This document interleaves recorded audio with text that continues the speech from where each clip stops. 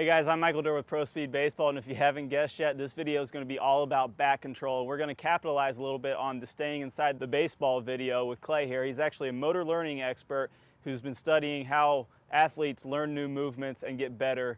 So Clay's going to help us out today. Yeah, great to be here, man. What we're going to work on today is what's called variability training, and the best athletes, they train this way. It can actually help you. There's tons of research out there that says it can help you to improve 10 times faster. So if we're both practicing one practice session, I'm going to improve 10 times more if I'm practicing right and you're practicing incorrectly. So if we can tap into that, I mean, that's going to be a huge advantage. In this drill, we're going to talk about, as he said, bat control. We're going to work on hitting it to left field, center field, and right field, and really varying those positions so that you get an awareness for where the bat is. That way, when you're not 100%, you're still going to be able to get a base hit. And you know, I know Michael can drop some bombs. I've seen him hit. You can probably hit 100 feet over the fence when you really catch one. Oh yeah, right? maybe a little more. He can really crush it when he hits it, but that's just not going to happen all the time. The key is when you're a little bit off, still have good enough control of the bat to get a base hit, to maybe hit it 5 feet over the fence instead of 100 when you're just slightly off, so that you can get a lot of base hits and hit really well. So we're going to work on that drill. He's going to show me some different techniques that I'm going to need to hit to all three sides of the field, and then we'll go from there. Now we're going to use Clay to help us demonstrate this variability training. Clay hasn't played baseball in over 15 years, so he's going to be a great example of how this can help. We're going to do a 3-ball test where he's going to try to hit the ball straight back through the middle. Now your target area for missing should be about 10 feet. So he's going to try to hit it right over second base. Okay, and see now he pulled that way left. Now we're trying to hit about a 10-foot mark right over second base, and that's 30 feet left or something. Yeah, that was pretty far left, but it's okay. So try to get it back up through the middle. Okay, and he missed that 10-foot mark a little to the right. So we're going to try one more.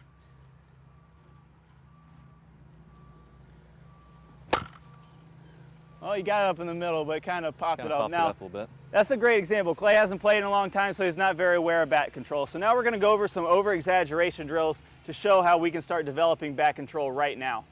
Now we've done the 3-ball test with Clay, we're going to start our over-exaggeration drills. And what I'm going to have Clay do here is have him set up for an inside pitch. So he's going to take one little step forward with each foot, one little step backward with each foot, and I'm going to have him try to hit balls right down the foul line. So really try to get a lot of early bat lag release like we talked about, and try to get around this ball so we can start to get a feel for pulling the ball really hard.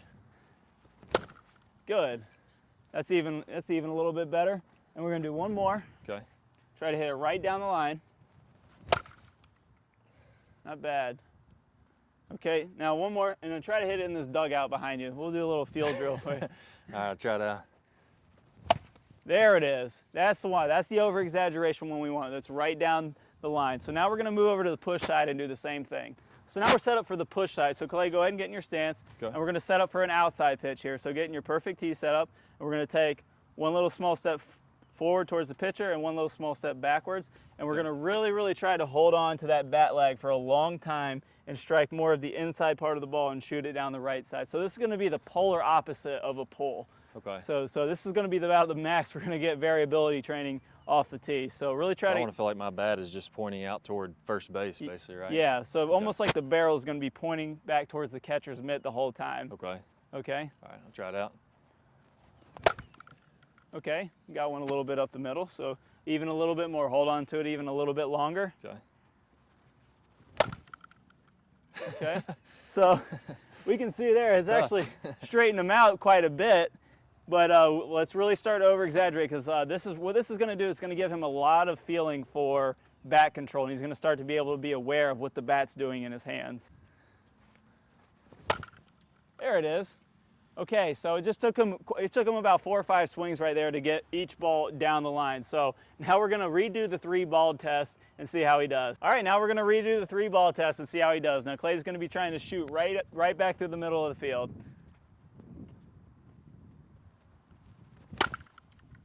Nice.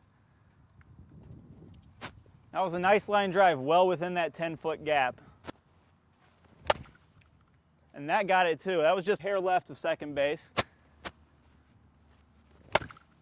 And that was about dead center.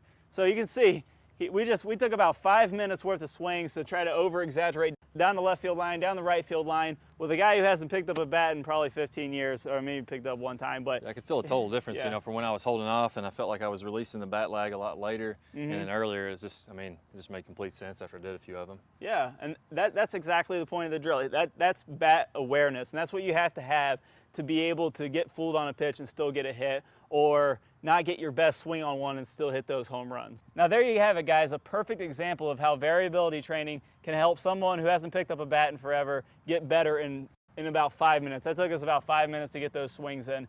Now, we're going to be coming out with some other variability drills that you can do at home that will start getting you better right away. I'd like to thank Clay Ballard from Top Speed Tennis. Thanks, guys. A lot of fun. For coming out and showing us some stuff. This stuff is really, really good. Like, he's done a ton of research on it. It's great work. Now, stay tuned, though. I'm going to play a great preview from one of the videos in our power hitting series.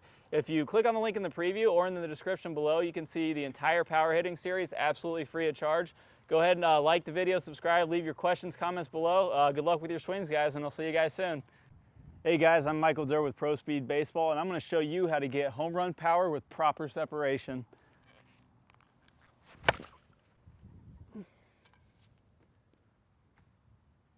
So what we're going to talk about separation and what that actually means in the baseball swing. Separation is going to be how far we can get our hips away from our shoulders. So if my hips are open and my shoulders are closed, this is separation.